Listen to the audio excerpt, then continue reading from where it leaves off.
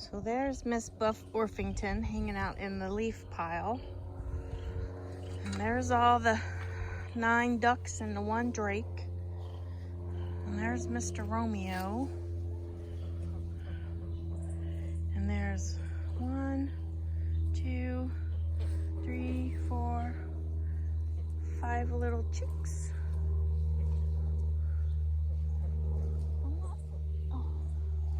Sorry for that quick spin. There's Miss Americana down there in the yard. She stays to herself.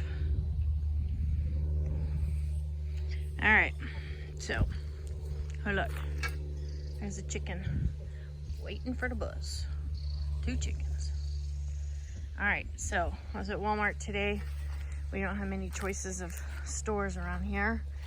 There's 1 or 2 Walmarts within half-hour drive.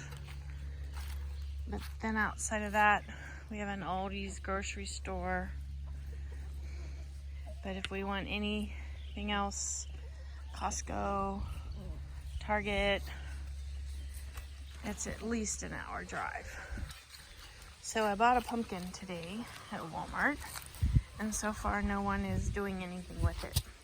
So I'm gonna smash it and see what happens.